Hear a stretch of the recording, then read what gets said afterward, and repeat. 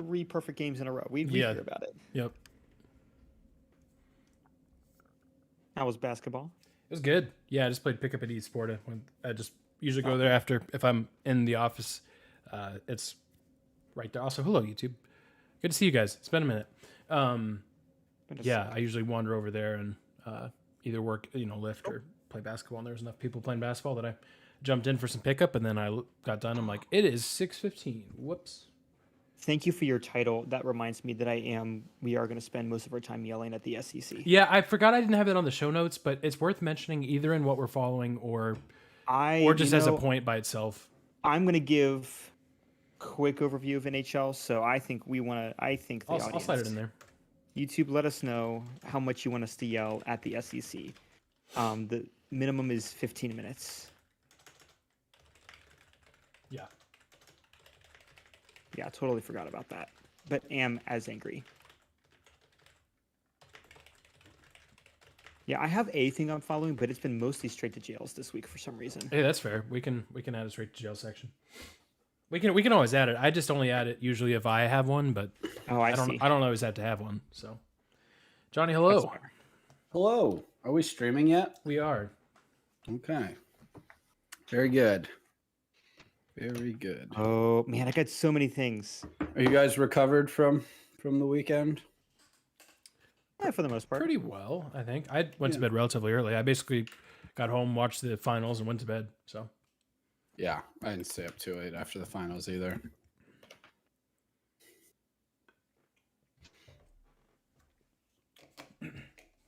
well, I think I'm good if you guys are. I am good. All right, sweet. That will get us started. Let me get my record button. Make sure we're working. Check 1, 2, 3. I'm good on my end. Sweet. Oh, let me record.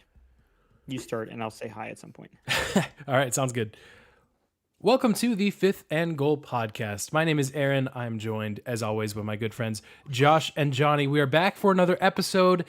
Audience, listeners, good to be back with you. Everyone. We were not here last week. We were traveling. It was Memorial Day weekend, so we're like, you know what? We need a break. And so we took a break, so thank you for being patient with us. But we're back, episode 112. Hope you all are doing well. As we're sitting here recording on a Monday night, we have a couple of NBA Finals games under our belt. We have one Stanley Cup final under our belt. We have the Women's Softball College World Series happening. We have the men's baseball tournament happening. There's all sorts of stuff. There's soccer abroad, all kinds of stuff. We're digging into all of it. But first, Josh, what's up, man? How was your week? Doing all right. You know what? No, I'm not doing all right. Oh, no. Oh, I'm going to no. tell you why. So, over the weekends, Mm. Johnny, Aaron, and I were all up in Kansas City for the wedding of a mutual friend. And I was really looking forward to it. I was hoping that it would be a great time of getting together with old friends, just, spending all night talking about, our hopes and dreams and desires and fears in a way that's different from the podcast. Yeah. And you know what happened instead? And I'm opening it up. I am opening up our show with a surprise straight to jail. Oh, no. All of my friends. Because at the Airbnb we rented outside on the back patio was that little hook game that you see at camps and like bars and stuff, where you have the little metal loop, little metal circle on a ring. We'll call it a ring. Yeah. That's what it is. Little ring on a rope, and you gotta hook it onto the hook at the other ends. It's great fun. Everyone loves it. Little to my knowledge, this rope could be lengthened or, more importantly, shortened. And so one of our friends, and to be fair, it was not one of you. It was not us. However, you loved it. Yes. Shortens the rope, not a ton, but just enough. The day before Aaron and Johnny got there, I had gotten the hook in like maybe 10 or 15 tries. Maybe we'll just say 20. You got to warm up. It's been a year. I don't have a hook in my room. So I was like, okay, I figured out this system. I remember all the muscle memories coming back. Well, our friend had shortened the rope to where it was genuinely impossible to actually hook it. And then didn't tell anybody. Well, actually told everybody except for me. Yeah. So we would come back from lunch or whatever, and I'm like, you know what? I'm gonna just do the hooks real quick. It's fun, and I'll see you guys in there in a second. 2 minutes max. Listeners, I stood out there for what felt like 20 minutes, doing nothing but making all the right moves. I tried every technique you're supposed to do. I did it all right. I was so good. And I could not hook this thing. And I hear in the living room with windows, so everyone can see me, just uproarious laughter. And I'm like, I know they're watching me. I know they're watching. And it's because I'm doing so bad. No, I wasn't doing bad. It turns out I was just being gaslit by everybody I have ever known. Everyone you've ever known and cared about. Everyone I have ever known and cared about was mocking me. Because, dear listener, once the rope was then lengthened to the appropriate height, and I have every witness on this, Yep. I got it in one. Yep. Bang. Got it in And somewhere one. Mike Breen yelled bang when you hit it. He did. I heard him. Oh. Josh, So, we straight almost to jail. were late Like- getting ready. Sitting there to watch you laugh. No. We were almost We late. were not late. I had pre-ironed. I Yes. had everything ready to go. I had pre-packed everything. You were almost late because you wanted to torture a friend. Yeah. I was just fine. Witnessing the torture of a friend. not Oh, I'll dare say Your Honor. enjoying The the torture. torture of a friend. Your Honor, I Yes. didn't actually waterboard the defendant. I was merely there and laughed. enjoying it. Yeah. Well, yeah, I think it was the first time the three of us had been together since, I want to say, August of 2021, I think. Yeah. So maybe there's a reason for that. Maybe Josh has kept his distance because when we do get together, we're horribly mean to him. But There's a reason I stay in Texas. It wasn't one of us though. I know. Oh, Yeah. So there is a video of very it well floating could've. around on our personal Yeah, social media. that's So also that's if you know another us trend to jail. personally, You guys are claiming some sort of innocence, but we didn't do it, and yet you are profiting well, I don't think Raking in anyone's paid me money, but the tens of views. Josh, we didn't Yes. create the war. We're just profiting off of it. Yeah. That makes it okay, right? You wouldn't arrest Morally the guy- neutral. You wouldn't arrest the guy selling Morally drugs from one guy to another, would you? right.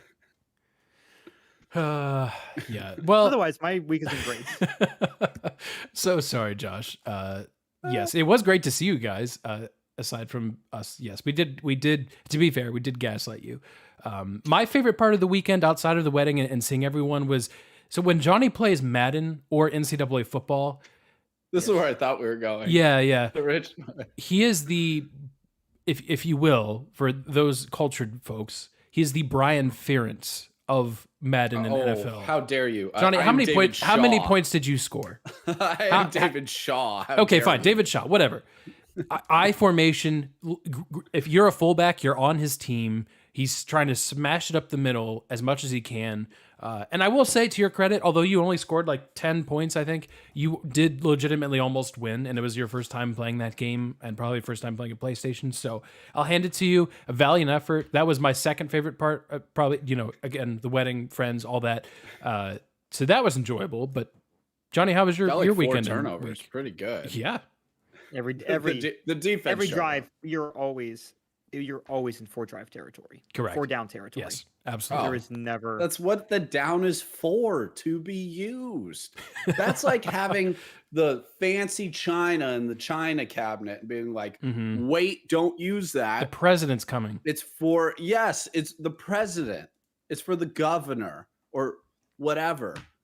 That's how 4th down has been treated for so long. No, it's there to be used. Plates are there to be eaten upon. And dang it, I'm going to eat upon 4th down. Eating upon the And that is China why- is the HB slam. And that is why also you're not Brian Ferentz. I correct myself because Brian Ferentz actually wishes he could punt on 3rd down. Yes. So good distinction there. Yep. We'll Yes. see. He said that no significant changes were happening to the offensive scheme this year. However, he might try and experiment with it. My only regret of the weekend. Is there a rule saying you can't? No, you could punt on first down. Yeah. My only regret of the I'll tell weekend, him I mean, that. Aaron and Josh basically told you how the weekend went, was that the Airbnb also had air hockey and it had a Pop-A-Shot. Yep. And I did not have the chance to partake in either game. Oh, so too many friends. Much sadness has been weighing on my mind for not being able to partake in said games. We'll just have to go. We'll have to go back. So yeah, that sounds good. One of these days when the three of us are together for maybe more of an extended period of time, one of these days I do want to do a podcast where we're actually in the same room. That'd be great. It'd be a lot of fun. At some point. It would be the most unhinged. Oh yeah. No, you would not be able to hear a single thing that would be going on. It would just be white noise, and you can interpret that how you will. Anyways, speaking of unhinged, I think you guys are I'll delete this if this is not the case from the episode, but I'm out next week, but you guys are planning on still hosting this show. So there won't be any rules next week, because not that there's a lot of rules now, but I probably moderate more than you guys do. So there will be negative rules. Yeah, I'll be out. No one can stop you guys. We guarantee nothing. We do not guarantee sports. We do not guarantee non-sports. We have no clue. What we are saying is that it's going to be an hour and a half of uneditable material. I love it. Well, speaking of an hour and a half of uneditable material, let's get into the sports part of this podcast. Gentlemen, again, as we're sitting here Monday night, we are through games 1 and 2 of the NBA Finals between the Miami Heat and the Denver Nuggets. Just a quick recap, if you haven't really been following, Denver got a pretty convincing game 1. The Miami Heat cut it down to like 9 points late in game 1, but really, Denver from essentially start to finish looked good, looked well-rested because they had 9 days off because they swept the Lakers. Meanwhile, the Miami Heat looked a little out of sorts. They had just finished up a intense 7-game series against the Boston Celtics. But in game 2, again, in game 1, Denver wins and everyone's like, all right, it's over. Miami, this was a good run. And which I just didn't understand. I'm like, have you not been watching this Miami Heat team? I understand that they've jumped out to series lead in each of their first 3 series. But shame on you if you are doubting the Miami Heat. Just do it at your own peril. Now, you know what? Maybe Denver wins the next 3 games. So be it. But Miami in game 2, a game that was back and forth, both teams had respective double-digit leads in the first half. It was a wild game with huge swings. The Miami Heat, led by Duncan Robinson, has a tremendous fourth quarter, puts the Miami Heat up, and they never looked back. And despite the best efforts of Nikola Jokic, the Miami Heat steal game 2 from Denver in Colorado, and now we head to Miami, where the Heat now have home court advantage. Guys, I'm curious your thoughts on what we've seen so far, what you expect to see the rest of the way, but I think it looks like we have a series, right? I think if Denver wins that game 2, you're like, okay, all right, fine. Denver, you win. Great. Awesome. We've got a series now. I would like to say real quick, before Johnny gives the real actual analysis, it was worse for the Celtics to win some games. Yeah. Instead of just being swept like men. It was so much funnier. But to potentially come down from a 3-0, what's the thing we hang our hats on? Arbitrary blown a capricious? 3-1 lead. Oh, dang it. No, 3-1 leads. Oh, okay. Blowing 3-1 leads. Yep. And we were about to get that overturned with someone overcoming a 3-0 deficit. And then they get absolutely smashed in game 7. And it is the funniest thing I've ever seen. And so, as an anti-Boston person, as a Boston hater, if you will, and you, it was it was so good. It was poetic, and I thank you so much for doing it the right way, and by that I mean the worst way. Anyway, actual analysis now. I just wanted to put that. That's a good point. I completely I completely double down on your take there. It was hilarious. It was great. The only negative is it probably did hurt Miami in game one. The fact Oh, that yeah. they had very little rest time compared to Denver. And because Denver was home, you're adjusting to the altitude. Maybe if you finish up that series with Boston sooner, you can travel to Denver, spend some more time there. I don't know if that's really what determined that game. As Aaron mentioned, it was not a nail biter. I know the Heat got it to 9 in the fourth, but the outcome of that game was never really in doubt. And you could say Denver didn't even play probably as well as they did against the Lakers in game one. And so that was the real alarm for me was crap. They didn't even play as well as they did in those 4 games against the Lakers. And they still won by double digits. They were still up 17 for a large portion of the game up around that point. And so you're like, oh, they don't have an answer for Jokic. When Bam's out of the game, Cody Zeller's just getting taken to town. Like they have no depth there to deal with him. And typically when you're dealing with a star big man, you want to have a bunch of bodies to throw at him. And they really just don't. Game 2, it's not as simple as, hey, let Jokic score and don't let him pass. But they did stop doubling him. Yeah. And they did say, we're not letting you find the open man. Easier said than done. However, there's not 3 guarding 4 at that time. It's now 4v4. The windows are closing. Jokic is still going to find some guys open for long balls.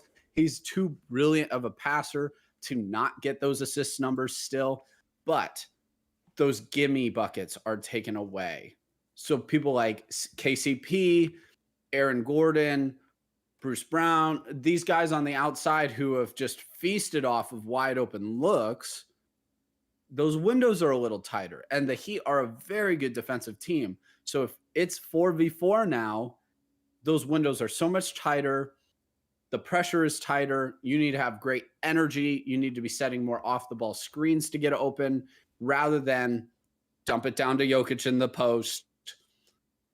Let them double him because he's going to kill him if they don't. And credit to Jokic, he did kill him all game long in the post with that soft touch that he's so good at. But the Heat offense, it limited Denver enough. It didn't shut them down. It limited them enough that because Miami was actually hitting shots from the outside, it was equaled. And then if you get this game close at the end, which is all Miami needs to do, that should be the goal every single game for Miami. Can it be a 5-point game with 5-point game with 5 minutes left? Either way, 5 up, 5 down. Obviously, you always want to be up. But if it can just be within range with 5 minutes left to go in the game, Jimmy Butler, even Kyle Lowry, the vets on this team, they are ready. The moment's not too big. They've been there before. Denver hasn't. Now, Denver did not look like they choked last night, so don't hear that. But I have few people that I trust as much as Jimmy Butler in clutch moments right now in the NBA. And so they just need to keep it close. It was huge. They won on the road in Denver. Now they get to go home. My expectation is they probably split in Miami as well. And we get to go back to Denver. But my overarching take was just thrilled that this is a series. Just as a neutral fan in this NBA Finals, I really enjoy watching both teams a ton. I don't care who wins this Finals. I just was really hoping that it would be competitive. And the win last night gives me a shred of hope that Miami could actually pull off the series win against the Nuggets. And that's all I was really, really hoping for. So I'm really excited about that. Might even have Tyler Hero coming back for Miami at some point. Caleb Martin's had 2 awful games, 2 of his worst games in the entire playoffs. So in a way, that is a benefit if you're Miami. Role players like that typically play much better at home in the playoffs. So expect Caleb Martin to get more than 3 points going forward in these 2 games in Miami. So I'm thrilled. It's an absolute fantastic series. Even Jamal Murray, who struggled most of the game last night, hit a couple big threes in the fourth quarter, which you're like, man, is he going to go nuclear and steal this one? I love the players on these teams. I love They're two of the great coaches in the league right now. We've already talked a lot about Eric Spoelstra. I'm just sitting back and enjoying this NBA Finals. It's nice to, for once, not have a Lakers or Celtics or Warriors or somebody who's kind of polarizing in the finals that you just despise and don't want to win. I feel like this is purest basketball, and I'm really enjoying it. Yeah. Couple things. Number one, Mike is joining us on YouTube. Hello. Thanks for being here. He says, Josh, going back to your point, as a Celtics fan, getting to game 7 was like finding $1,000 on the ground and then turning around and seeing your car get totaled. Yeah. That is a very good analogy. Thank you. Yeah. I'm sorry. I'm sure that's got to not feel very good. Secondly, Johnny, going way back to the beginning, I agree. The Miami Heat essentially were not wanting Jokic to score, but highly preferring that to him passing. Eric Spoelstra made it very clear that they were not going to double him, especially in the second half. If you stuck around the ABC broadcast long enough in the postgame, they had Kyle Lowry on the postgame, and they were talking about him. They were talking about Jokic to him, and they said the number of points that Jokic had, and Kyle Lowry did a double take. He's like, he had 40? Because I don't think they were even paying attention to how many points Jokic had. It's just you're right. Don't let the KCPs, the Aaron Gordons of the world, or Jamal Murray, don't let them beat you.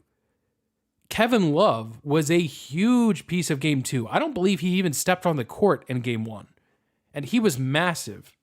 Played a huge role for the Miami Heat in that win. Probably the best outlet passer ever now at this point. This is just a routine baseball pass from one end of the court to the other, leads to an easy layup or dunk. I'll say this about Jimmy Butler. That man is incredible. The box score, if you're just box score watching, you probably look at his shooting percentage and you think, not that special. Jimmy Butler is clearly hobbled. He is not 100% healthy. They didn't really talk about it on the broadcast, which I was a little surprised about. At times, he was visibly limping. It was pretty obvious that ankle is still not good. There was a picture on Twitter, and bear in mind, this is the internet, so take it with whatever grain of salt you want. But basically, someone kind of took a picture. He had like shorts on or something, and it was a picture of his legs, and the right leg was like his right ankle was clearly swollen. So he's not 100% healthy, but what he did wasn't that great shooting, quarters 1 through 3, but made Jamal Murray's life pretty miserable for the most part. Now, again, Murray had his moments in the fourth quarter, but at that point, the Miami Heat had the lead. So Jimmy Butler was pacing the Miami offense, was hitting clutch shot after clutch shot. Jamal Murray hitting clutch shot after clutch shot. But the defense from Miami, and Jimmy Butler in particular, they lasted long enough. They outlasted Denver in that game. Now, can they outlast them the entire series? If I had to bet, which I did, I'm going to say no. But that's my thoughts on the finals. I do think, though, I'm glad we have a series. I hope it goes long because, John, I'm with you. I like both these teams. I'm probably rooting for Denver if someone really forced me to. But if Miami wins, I will take... I'm thrilled for Jimmy, for Duncan Robinson, who again has come out of nowhere. Like his fourth quarter was huge, shooting threes, but driving to the rim, getting fouled, pump faking, free throws, all of it.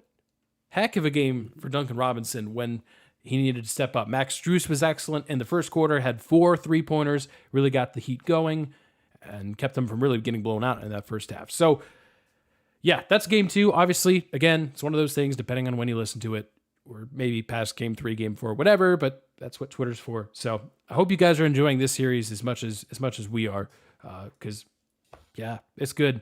But it's not the only finals happening, because over in the NHL, we have the Stanley Cup finals.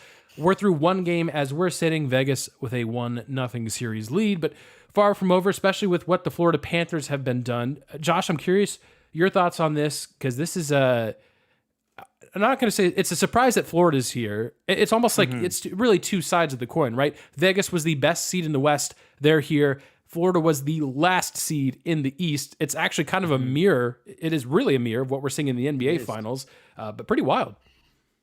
It is. Yeah, you're absolutely right. The Golden Knights are the worst team in the world. I hate them so much for so many reasons. But you're absolutely right. No, the Panthers needed the Penguins to absolutely like implode for them to even be in this position, But since then, the Panthers uh, absolutely embarrassed the Bruins in what many people are calling probably the biggest upsets of at least recent NHL memory. Um, Again, Boston. Uh, that's all I have to say. And post that Boston series, Florida has gone 11-1. Dang. Absolutely insane. But you know what that has meant? They have not played. They've been so efficient in winning games. They have not played a game since May 24th. Until obviously the game they just played. Ignore that. They had a massive amount of time off, which can be bad in some ways because you're having to knock off some rust. And we saw with game one, obviously by the time this comes out, game two will have been played. Golden Knights absolutely slapped them 5-2. And so there is some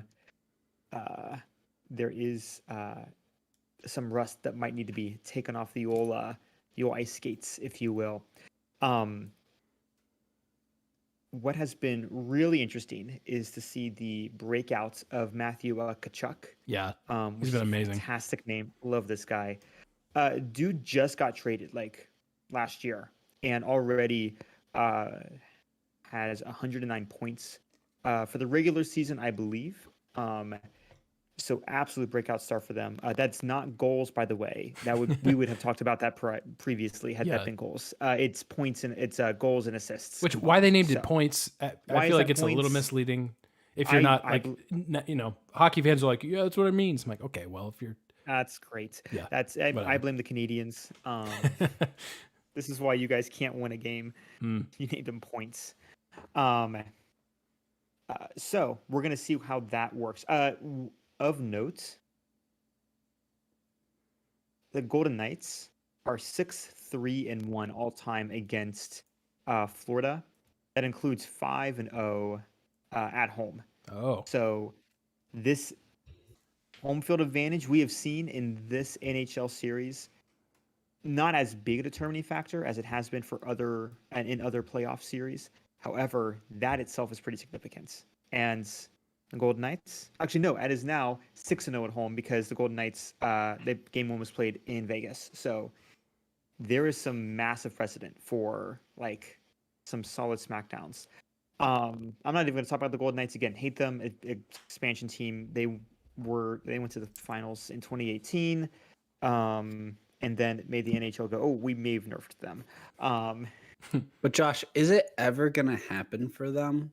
For this fan base that has suffered so many close calls for so long? That is so, Johnny. Is it ever going to happen for them? I thank you so much for bringing this up. This is so right. Screw the Blue Jackets. No sports team, no hockey team has suffered more. Screw every Canadian team. yep. No fan base has suffered more in the past 5 years than Las Vegas. No sports. You hear that, city, Toronto? No sports city, dare I say, has suffered more than Las Vegas in the past 5 years. They have had trial after after delay in building their next multi-billion-dollar stadium right next to the first one. There's just been, between every major sport trying to vie for them, it's just been really hard on Vegas. So thank you, Johnny. We need some, you know what? We need some compassion. Some awareness. Yes, on this wholly nerfed team. What's going to be really interesting to look at is not necessarily the offensive battle. Kachuk's going to be fun. Look at the goalie differential here. You have, dare I say, goalie Bob. Yeah. Again. I'm telling you, this series is rough for the Blue Jackets. For Blue Jacket fans, it's tough. It's so hard. So hard. I can't do this. Because on one hand, you have an expansion team. Hey, that was us back in 26 years ago. Yep. Or you have playoff Bob, as they're calling him now. The irony. Fine. We used to call him playoff Bob too. Yeah. For very different reasons. No, he's fine. Yeah. Dude's an absolute unit. Now, to be fair, has he earned his salary? Has he earned his 2 trophies? Time will tell. I will say he's doing great so far. On the other side is Hill. Lovely Give me a second. Let me get his first name. Oh, I know it. It's here. Where is it? Oh, Aiden. Duh. Josh, you made us wait for Aiden. I know. I had to figure out. You know what I spent most of my time on? Figuring out how to pronounce Kachuk, just to make sure. Fair. It's got a T at the front of it. Well, you did a wonderful job with that. Thank you. Yeah. I went to NHL. I went to NHL's official YouTube, and they said it multiple times, and I went, okay. Yep. Just 2 syllables, I can get it. Yep. Silent T. Aiden Hill played 27 games in the regular season. Basically just got on the ice. Came on in Game 3 against the Oilers because their main guy, Brossoit. I think it's Brossoit. Brossoit, I believe. French Canadian, Josh. I know. So Brossoit.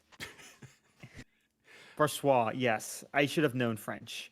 Fun fact about the French, you don't pronounce anything. You just kind of go raw at the end, and that's pretty much it.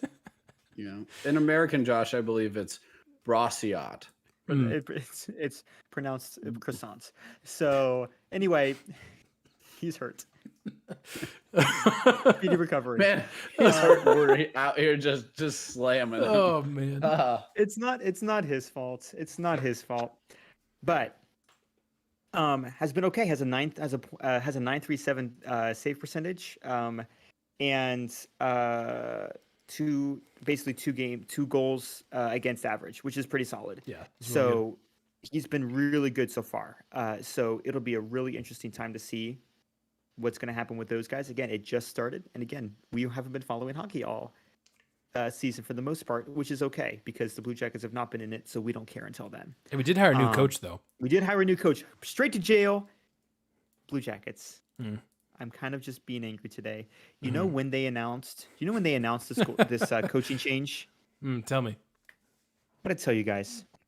Memorial Day, Monday, the actual day.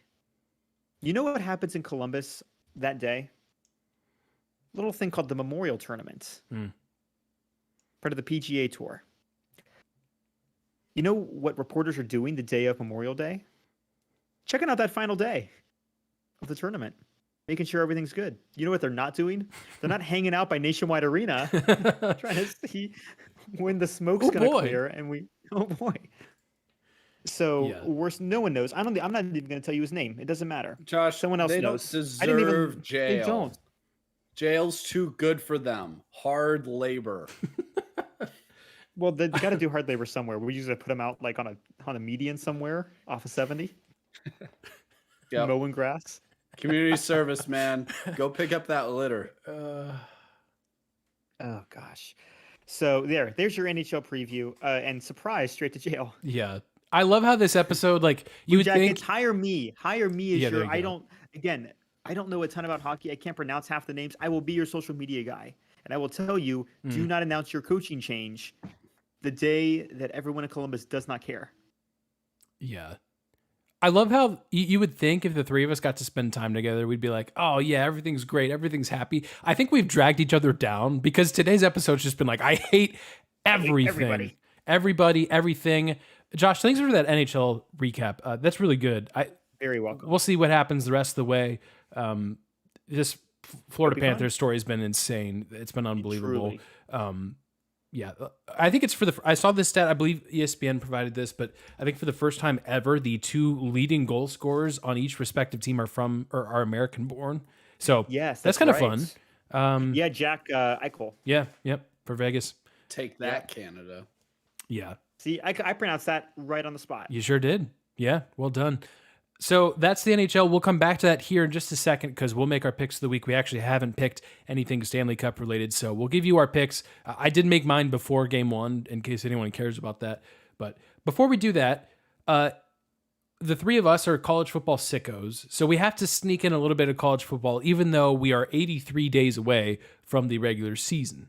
And the reason is because the SEC had an announcement, and anytime the SEC announces anything, it's bound to be polarizing, partially because of how crazy folks are down in the South for college football, partially because they're the best conference in college football, and it's not really that close, but partially because they just said, hey guys, no divisions in 2024. Not much of a surprise. The Pac-12 is already rid of divisions. They did that last year. The Mountain West, no divisions, I believe, this year. It's happening all around. The ACC, no divisions this year. So divisions are going away. That's going to be a trend. I imagine in 2 or 3 years, we'll just have no divisions whatsoever. The Big Ten's undecided, but because USC and UCLA are entering the conference, I kind of feel like they'll also get rid of divisions. I don't know. Doesn't matter. Today we're talking about the SEC. I have a gripe with the SEC because they made an announcement that in 2024 and future years, probably, the SEC will be playing an 8-game conference schedule, which is what they've been doing. The SEC and the ACC have been playing 8-game conference schedules, as opposed to the 9 that the Big Ten, the Pac-12, and I think just about everybody else except maybe the American play. Why is this a big deal? Well, obviously, if you're the best conference, you're essentially taking a game that you could be playing, I don't know, a Florida, a Missouri. I'm not even giving you a top name in the conference, and you're replacing it with a Nicholls State or a Jacksonville State. Welcome to the FBS. We love you. And any number of teams. And they're going to, you know what they're going to do? They do this every year. They put that game right before their final game. It's essentially a bye before Alabama plays Auburn, before whoever else. Texas A&M plays LSU. So we talked about this before. So it's nothing new, but there's big outrage now because the SEC next year is bringing in 2 more teams in Oklahoma and Texas. So not only do you have an 8-game schedule when everyone else, other than the ACC, who hasn't really been relevant in the college football playoff picture for a while, has 9. The trick here is that the SEC, the way they're going to schedule it, they are keeping their primary and secondary rivalries, which is okay. I do want to see Alabama LSU every year or Alabama Auburn every year. That's fine. I do want to see Georgia Florida. Keep the rivalries, by all means. But it means that there will be some teams in your own conference that you don't play for at least 3 years. But here's the kicker. That will be way better than what they've been doing previously. Johnny, you pointed this out on Twitter. Texas A&M and Georgia have played how many times since the Aggies have wandered their way over to the SEC? 1 time since 2012. Yeah. Folks, that's not a conference. That's a league, which, to be fair, is where we're going. We're going to get to the point where the SEC has 20 teams and the Big Ten has 20 teams, and they are basically the AFC and the NFC. Understand that's where we're going long term. But this is yes, the SEC is the best conference. A lot of SEC fans are saying, well, our conference is so difficult that playing 9 games would be entirely unfair. Would it really? Look at Georgia's schedule this year. Look at Georgia's schedule. It's a cakewalk. And it's not their fault. It's not their fault. It is in a way. Could be. I mean, maybe a little bit, but I'm in the mood to blame them. So okay, fine, whatever. But it's not. They're one of the schools that said no. No, I know it's their fault that they're playing an 8-game season. I'm just saying overall, the fact that Georgia's schedule for this season specifically is so. Yeah, it's not their fault. Auburn and Florida are tire fires right now. Right, exactly. They're 2 and Georgia Tech, Georgia Tech, and there too. Yeah. Yeah, that part's not necessarily their fault. And they still have an East schedule, even though, we're moving away from that. Yeah. So I don't know if you guys have thoughts to add. Essentially what I'm saying is every argument that the SEC is given forward that, oh, well, we can't play 9 games because our conference is so good. It's really good at the top. And sure, there's some years where Arkansas and Auburn, and that'll probably be the case this year, just get slammed in the SEC West. But the SEC East outside of Georgia, and I know Tennessee was good this year, so maybe Tennessee, that's a normal division. I understand you have the 2-time national champions now in Georgia. That's a normal division. Georgia's schedule is pretty simple. I don't know. It just, in a world where you're getting 12 teams in the playoff, there's just no reason not to play 9. Are you really hurting yourself by playing 9 when you can conceivably lose 3 games and still get in the playoff? I think I don't know what I'm missing, but I just don't understand the argument why like the SEC has to have an 8-game schedule. Just be 9, be like everybody else. Aaron, my biggest issue is, and we've talked about this at nauseum, is the timing of that 4th non-conference game. That's always been my primary issue with it. It's not even that you only play 8 conference games. It's that for the majority of these teams, you're playing it, Alabama looking right at you. You have your bye week before LSU every single season, and you have Furman before you play Auburn every year. What other schools in the country? Ohio State doesn't get to go play Youngstown State before they play Michigan every year. They don't get a bye before traveling to Happy Valley and playing Penn State every year. And that's the equivalent for Ohio State, where you have your kind of pseudo semi-rival in Penn State or LSU, and you have your arch nemesis at the end of the year. That's not what Ohio State gets. And timing matters so much. It's a bye week. You're getting a pseudo bye week with these FCS opponents at the end of the year. And that is not just a big deal for that rivalry game. That pays dividends. I truly believe that pays dividends for the whole entirety of the season. Yeah. To where you are spacing out your work so much better. The SEC is the best conference in the country. Don't hear me saying that they're not. But I think part of the gap is done. They know how to manipulate the system. Greg Sankey is a brilliant commissioner. They know how to manipulate the system better than anyone, especially Nick Saban, now Kirby Smart. So that's always been my biggest issue with it. I don't like 8. I'd want 9. But honestly, I'd even just settle for abolishing that game in November. And forget even about fairness. College football is not fair. Yeah. That week sucks for the fan. It's terrible. You know, you're praying that the Big Ten or the ACC, which has let you down, or the Pac-12, which has let you down. So you're basically praying between the Big 12 and Big 10 to have a marquee game that week, or maybe Notre Dame playing someone, because the SEC is just like, nah, man, we're good that week.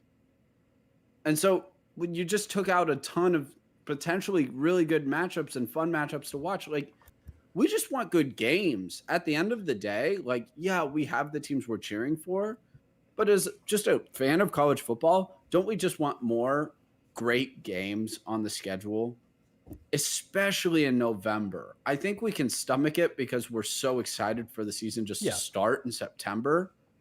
But by the time we're in championship mode. We don't want to take a breath of air. We want to dig down. We're ready for these marquee, gigantic matchups. And I'm hoping it's just for this coming year, Aaron. Yeah. I'm hoping that it is. So this is not the end of the world. Hopefully it just is this year. And when Texas and Oklahoma come over, they do change that. Here's to hoping, but it's not a conference. It's not a conference. You're right. It's a league that negotiates a media rights deal together. It's not the SEC is not a conference, because conference opponents play each other more than once in 11 seasons. 12 actually, because they don't play each other this year either, I believe. Just as an example, 2021, Georgia in the second to last week hosted Charleston Southern and beat them 56-7. Yeah. Now, to be fair, they did lose to Alabama the next week. Sorry, no, that's not even true. That was in the SEC championship. Then they beat Georgia Tech 45-0. Michigan, who ended up meeting them in the college football playoff in that same week, was on the road at Maryland against a good offense. Now, credit to Michigan, they blew the doors off of Maryland, then beat the brakes off of Ohio State and then Iowa. The point is, and yes, I understand, I could look at, well, in week 5, Michigan was playing Rutgers and Georgia was playing Kentucky. But it's what Johnny said. It's the timing of this thing that makes a big difference. college football will never be fair. And that's actually okay. It hurts in the moment, but it actually makes it a more intriguing sport in some ways because everything is so uniform across the NFL. There's not a lot of variety. There's a lot of variety in college football. You're never going to have an upset in the NFL like you will have with App State beating Michigan, or in this last year, App State beating Texas A&M, or name any huge upset. You're never going to get anything like this in professional sports because it's much more of a balanced thing. So there's beauty in college football because you do get Cinderella. You do get a 16 seed beating a 1 seed in the NCAA tournament, and you just don't see anything like that in the NBA. Oh, well, I say that in Miami Heat. Look what they're doing. That we're seeing about as close to that as you can get. So my point in all this is saying college football is unfair. It's kind of nice because it provides more storylines and provides more conversation than pro sports. Like, what are you talking about right now in the NFL? You're having a conversation like, hey, will Dak Prescott be good this year? If that's what you're into, awesome. We're having a conversation here in college football land about literally the changing landscape of the entire sport next year. So I personally find that a little bit more intriguing than how will the Dallas Cowboys do? I don't know. I'll find out in 3 months. So that's just me. But I thought it was worth bringing up. Curious your guys' thoughts. Again, we are a little bit biased here as Ohio State fans, but I also try to have as much as I can. I'll show you my bias, my actual opinion on something, but then I actually want to give you, here's my actual thought out objective deal. And it's my objective statement is that the SEC doesn't need an 8-game schedule to help them out. They don't. Yes, they're the best conference. There's 2 ways of looking at it. They're the best conference. So either A, they need an easier schedule, or B, they're the best conference. So why are you helping them out? And I think the reality is the second part. But anyways, I'm sure we'll rant about that more and more as we go along, as the days pass until the college football season actually starts, which will bring all kinds of joy and pain and wildness and maction and all the things we love about college football. So mostly maction. Yeah. All right. Josh, over to you. You brought about the NHL conversation, so let's wrap it up by our picks of the week.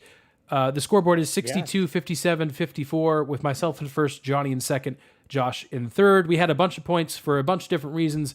The Softball World Series is happening. Florida State is trying to win a game to make the finals against Oklahoma, who's won 51 games in a row. The Denver Nuggets made it to the finals. Point there for Johnny. I got the Rangers winning 2-1 against Baltimore. But this week, Josh, Stanley Cup, who you got?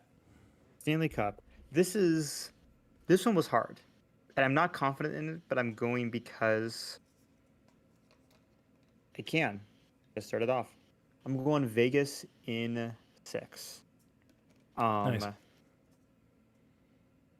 I like they didn't have the exhaustion from, having to go to game 7 every single time. Yep.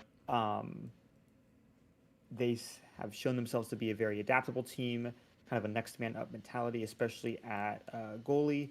Eichel is doing both offensive and defensive, not quite wonders, but he's very solidly contributing.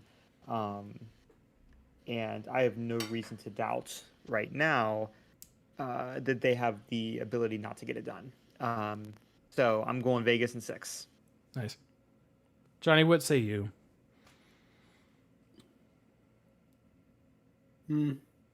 Well, I gave this a lot of thought. As somebody who watches just tons and tons of NHL throughout the regular season. Right. Mm-hmm. And frankly, I'm surprised at you, Josh, and you too, Aaron, that I didn't know you guys were pro poacher. The Florida Panther is an endangered species in Florida, and you guys are not supporting it. Not supporting it at all. Not even giving them a chance. So, as someone who is anti-poaching and pro-saving endangered species, I will go with the Florida Panthers. That's good. In 7 games. See, that's how I usually pick these. Yeah. Dang it. Johnny, I love how thought you too just much. became every person on Twitter for a second, though. Like, you make a pick, like, I think the Vegas Golden Knights are going to win. And then your comments are like, oh my gosh, you must love animal poaching. You love shooting animals in the face. Yeah, yep. You're right. That's Yep. a whole Good new conclusion, sentence. everyone. Way to be rational. I do have Vegas in 5. I think they're just going to handle business. This Florida Panthers run. Again, I'm doing the same thing that I told you not to do with the Miami Heat. Doubt the Florida Panthers at your own peril. But I do think the Vegas Golden Knights were the cream of the crop in the West. They've shown that to be true in the postseason. And I do think Florida gets one game at home. I think Vegas wins game 2. I'm going to say Florida wins game 3. Then Vegas gets 4 and 5. And it's like that. I did say Vegas winning the Stanley Cup before the series started. I do have a $1 bet slip that I can show you if you need some proof. But anyways, I've got Vegas in 5, so we'll see. I'm sure you guys will give us an update next week. I'm excited I'll be listening to the podcast next week, which is wild. That's kind of fun. So don't be sure we'll give you an update. Well, that's true. Also, don't be maybe the episode just ends up in some void of the internet that you can't find because it's for your own protection, which is true of some of the episodes that all three of us make. I'm not trying to be mean to Josh and Johnny. It just, you know how it goes. Sometimes we debate about bread or salad for too long, you know? Mm-hmm. Speaking of food, it's what we're following. We talked about college football. One of the beauties of college football is of course bowl season. We love the bowls. There are not too many of them. Straight to jail. Anyone that says there's too many bowl games. Well, this week, and amidst all of the news that we had, there was an announcement that the Cheez-It Bowl will no longer be named the Cheez-It Bowl, which is a sad thing. We take a brief moment of silence for the Cheez-It Bowl. But not that long, because it's now called the Pop-Tart Bowl. Let's go, Pop-Tart Bowl. Woo. We love you. You might be our second favorite, because the Duke's Mayo Bowl will always be first in our hearts. The Rose Bowl, a close third. I can't wait to get a box of brown sugar cinnamon Pop-Tarts dumped on my head after I win. Yes. Speaking of brown sugar cinnamon Pop-Tarts, this is where I was going. I believe your brother needs to be thrown in straight to jail. Yes. For his Pop-Tarts take when this announcement. Yeah, we talked about this on Twitter. We shared that, this was happening. And yeah, my brother, in fact, said that brown sugar, unprompted, by the way, I made no mention of brown sugar cinnamon Pop-Tarts and said, yeah, those are the worst. The worst? Okay. Worst? If you don't like it, fine. There's no way they can be the worst. Guys, there are unfrosted Pop-Tarts. Those exist. Strawberry. Yes. That is, ugh. Those it's like exist. saying you hate Cheerios. You hate them? I mean, you don't have to love Cheerios, but you hate Cheerios? Yeah. So, yeah. And you're not gluten-free? Right. Austin's straight to jail for that. I'm sorry. But I do have to ask you guys, what is your favorite Pop-Tart? I actually think brown sugar cinnamon is my favorite. But there's a little bit of a twist here. If you lined up every single Pop-Tart flavor in existence, I'd probably find one that I like better. But the ease of just quickly finding the brown sugar cinnamon Pop-Tarts at the store, grabbing them, throwing them in the toaster for 10 seconds, it's amazing. Is my mouth a desert when I'm done? Yes. Mm-hmm. But but you know what? It's because the milk supplements the brown sugar cinnamon so perfectly that I don't mind. So I'm going to say practically brown sugar cinnamon is my favorite, but I'm curious what your guys' favorite is. I will say, and this is going to be a real, I've lost all my words. That's how raw and real I'm about to be right now. It's going to be a real vulnerable moment. I think I've only had the brown sugar cinnamon. Really? I don't know if I've tried other flavors. Oh, I'm interesting. genuinely trying to pull from my memory any other flavor.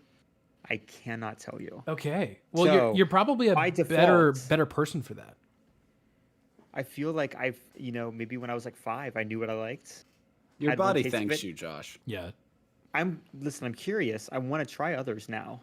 I'm going to go on their website while you do what you're following, Johnny, and see if there's a flavor that intrigues me. Yeah. Curtis makes a good point on YouTube. I've had cookies and cream. Oh, there you go. Curtis makes a good point on YouTube. He says frozen Pop-Tarts, though. I've actually not had this, but I have another friend that swears by frozen Pop-Tarts. Maybe I need to try it next time. And maybe that changes my mind. Maybe like a strawberry or a blueberry elevates above brown sugar cinnamon if it's frozen. Johnny, what's your favorite? Do you have one? Josh, I feel like we need to get you somehow like a flight of Pop-Tarts. Maybe this is a brilliant, this is like a brilliant restaurant idea. Yes. But anyway, my favorite is actually brown sugar. Okay. But I eat it raw, man. I don't put that thing in the microwave. Okay. I don't get milk, nothing. I eat that Pop-Tart raw. So That is my answer. All right. Brown sugar cinnamon. I like it. That's so good. funny. Oh my gosh. I am so hungry right now, guys. I am on their website.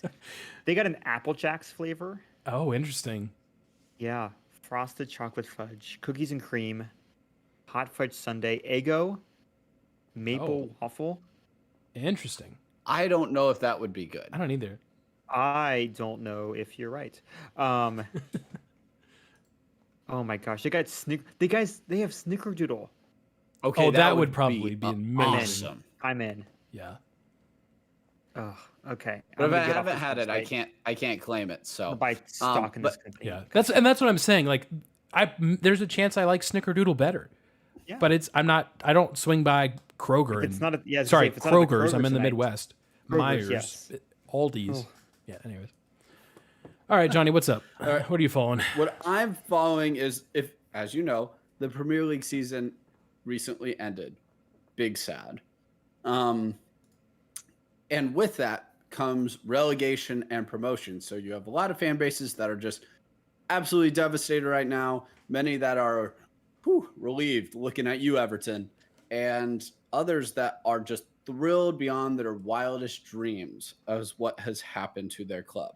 One of those clubs is Luton Town, and they are being promoted from the Championship to the English Premier League. So they made it. So a little bit of information about Luton Town. You're like, Johnny, why do we care? Like, relegation and promotion. Is it a town in Pokemon? Because it sure sounds like it. There's Pallet Town, there's Cerulean City, and then there's Luton Town. Well, I don't know what Luton would be, but the Hatters of Luton Town are ready to go. So they were in the 5th tier of the English football 9 years ago. Just 9 years ago, guys. Like, that is, I know everybody's like, wow, that's like relegation promotion. That must happen all the time. Absolutely not. It does not happen all the time. It takes a lot of money, resources, and also just good fortune to be promoted one level higher. So to go from the 5th tier to the English Premier League in 9 years is wild success. Insane. Wild success. So now they're going to the Premier League after winning the playoff. They also won the playoff to get there. And so that promotion is worth roughly $200 million. Jeez. $200 million. Think of, this is basically like one of your larger suburbs in a big city, if you will. That team. So I'm from Dublin, Ohio, where the tournament was just played. It's the equivalent of like now Dublin has their own team and they're going to go play New York and Dallas, Chicago, and LA. Like, it's absolutely insane. So they play in an old stadium. You need to see videos of this because I'm not going to be able to give you like a description that does it justice. The stadium only seats 10,000 people. That's less than half of what the Columbus Crew Stadium seats here in the States, just to give you a little bit of perspective. Also, that stadium is awesome for the Crew. So is Luton Town. Teams like Arsenal, Chelsea, Man U, Man City, they're all going to visit as everybody travels to every single team in the Premier League each season. They're going to be visiting this 10,000 seat stadium. They have to do some renovations, but it's going to more or less be the same. When you walk in as the visiting team, you're literally walking through someone's backyard, basically in the burbs to enter into this stadium if you're the away team. I cannot wait for them to be hosting. It is absolutely fantastic. Most of the time when you see these teams get promoted, it's a larger like club still, like Sunderland or Norwich City, to where they've been in the Premier League before. So they still kind of have the resources or infrastructure, or skeleton, if you will, to refill and get ready to be promoted. Not Luton Town. So this is going to be absolutely awesome. I hope that they can stay up. All 3 teams that were promoted last year stayed up in the Premier League this season. So fingers crossed. I think they're going to have a ton of fans, a lot of random ones that are going to be following them, and really hoping that they can stay in the EPL this year. So really cool. You know, we all love a good Cinderella story. I think one of the beauties of English football is that the relegation and promotion, because Aaron, as we were saying with like NFL, is pretty equal, you can have some Cinderella stories. Now, they're not as likely as perhaps college football, but this is soccer's version in England of those Cinderella stories and those upsets.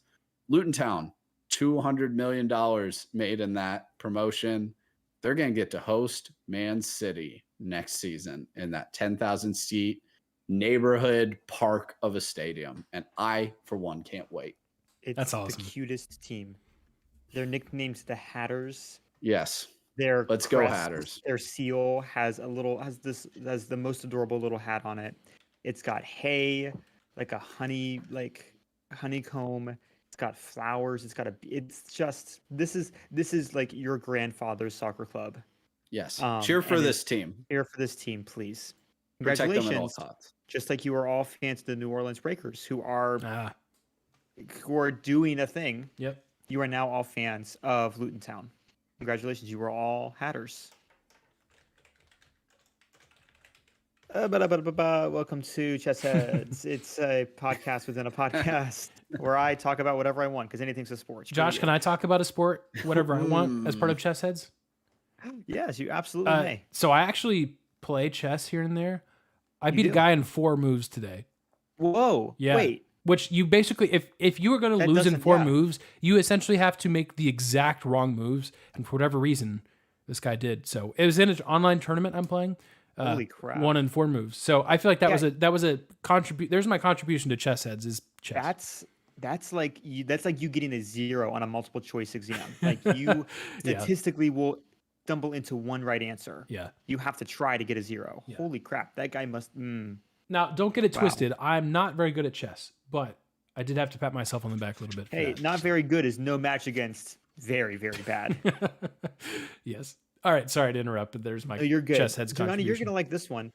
I'm not gonna. This is a stretch. I can't find a way to make food news a sport, but I figured this one is just for you, Johnny. What's one of your favorite restaurants? Chili's. Okay. I'm just going to make everyone furious. Chili's. Okay, no, what's Asian Chili's? PF Chang's. Fast food. Panda Express. Yes, sir. Do you know what they launched? The orange chicken sandwich. What? Ooh. They're testing it I'm so in. They're testing it from now until like early July in Colorado and LA. And it is, in fact. No, I'm going next weekend. You're going, yeah, exactly. It is. It's a crispy chicken, like patty, glazed in their signature orange sauce, topped with pickles and sriracha aioli on a potato bun. Looks really good. It looks really good. Gosh, I'm gonna lose so much money. I'm moving closer to the Panda Express, so it is still just ripped to my arteries. Phase. So LA and Colorado, if you screw this up for us, I'll never forgive you. We will cut you out of the union, and we will add Guam and Puerto Rico. Absolutely, yes. Colorado and California aren't important states anyway. No. We're gonna move right on to my next thing. As much as you guys want to hear about 3 white guys talk about California, we're going to talk about France because this weekend is the 24 hours of Le Mans. And I am very excited, partially for a few reasons. One, Ferrari's in. Ferrari's got a prototype car. That should be a lot of fun. Cadillac is in. Now, they've been in and out, but their new prototype looks very cool.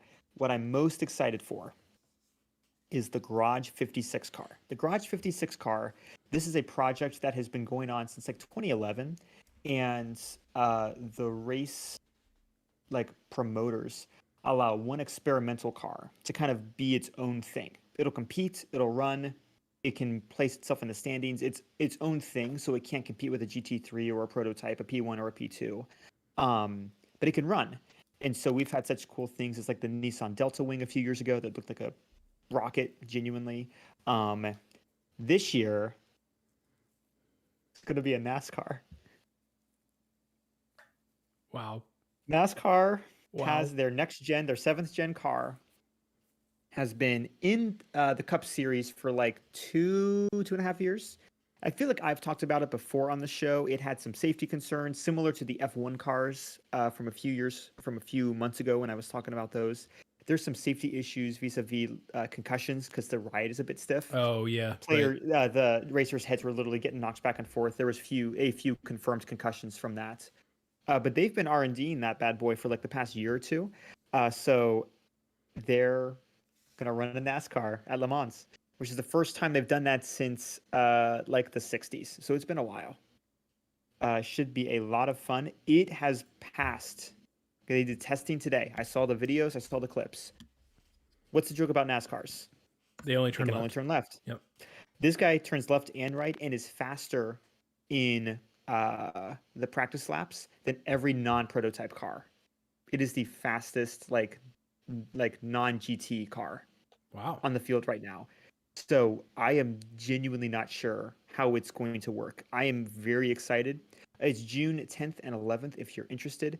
It is going to be driven by everyone's favorite Jimmy Johnson. Wait, is it really?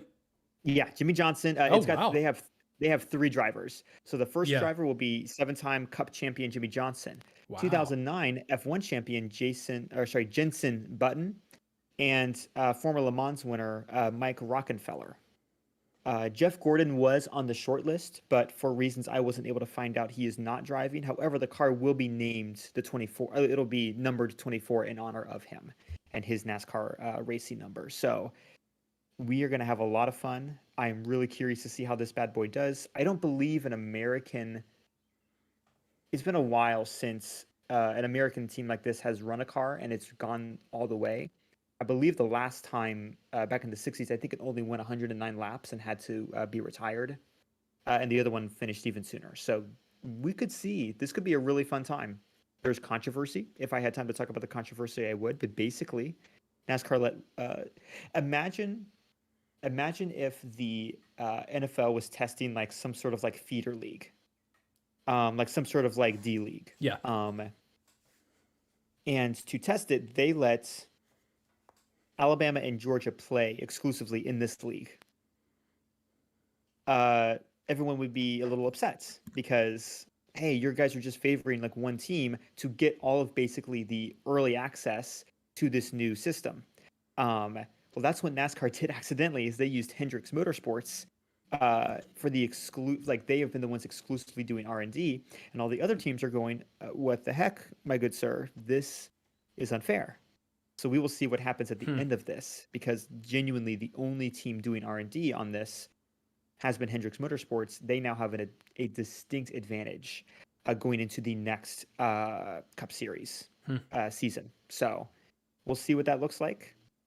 But man, I'm just excited to see just one of those big. It is the biggest car. Like it is genuinely the biggest car by quite a wide margin on the track. It's like 56 inches high, and the next tallest car is like 42 inches. Oh This my is, gosh. I mean, it is a full NASCAR. You ever see Cars 2 and you see Mater just kind of like walking around or like driving around? It's a terrible movie. It's a terrible movie, but it was a really fun visual. It's gonna be. I mean, it's just gonna be a big America car out there.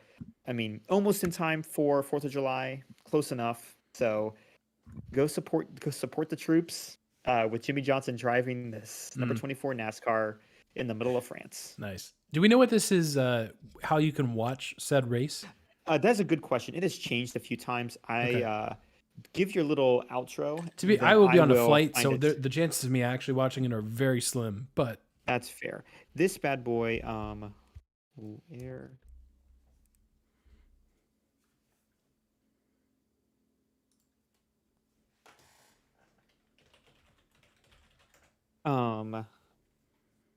Oh, can I just watch it on their website? No, I have to become a member. Oh, It's probably blacked out. yeah.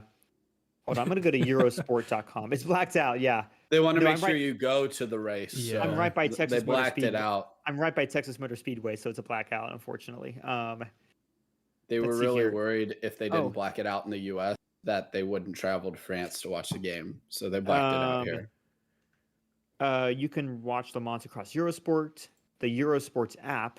okay. So Eurosport.com, Discovery Plus. Oh, okay. There it is. I figured Hold there'd on. be like some streaming service would have it. Yes. Yeah. Okay. Okay. And then you're looking at local time 1300. Or hold on. When's the first warm up? The race will start at 1500 hours, I believe, local time. Convert that to American time. Yep. On your own time. I'm not going to do it for you. Yeah. No public math here. Nope. Well, awesome. That'll be kind of fun. I had no idea that there was actual like NASCAR happening here, so I'm kind of down to see how that goes. It'll be Ford versus Ferrari 2, but just not those two. It'll be companies. America versus the world. Yes.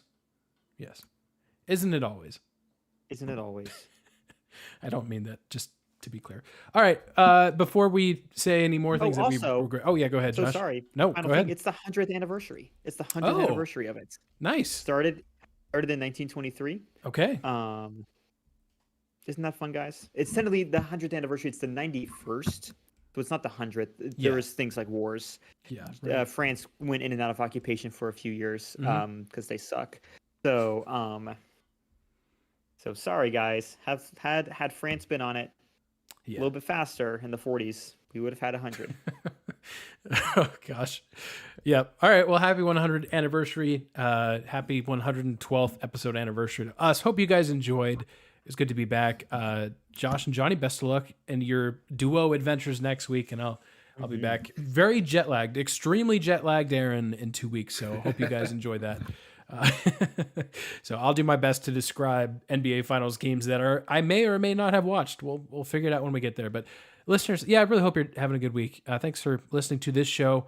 Hopefully we brought a little bit of encouragement and laughs to your Wednesday or to whatever day you're listening to this. We'll see you guys around. As always, check out our social media accounts. We're on YouTube. We stream on YouTube. The recordings are available there. We also have lots of other videos. This week, there will hopefully be a video posted that goes a little bit more in depth about the ACC's current media deals struggle. So stay tuned for that. It goes into a little bit more depth than we were able to go a couple weeks ago on that subject. So if that's of interest to you, check out our YouTube channel, subscribe, and as always, we'll see you guys next week. Have a good one.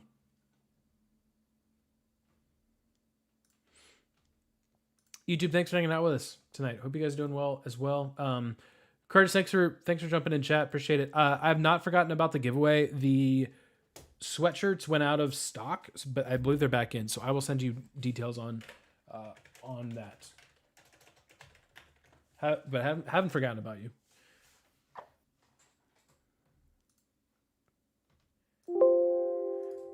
Alrighty. Well, YouTube, we'll see you guys around this week. Thanks for jumping in the show and hanging out with us. Appreciate it as always. See you guys. Apparently the Pop-Tarts Bowl's been trying to change their Facebook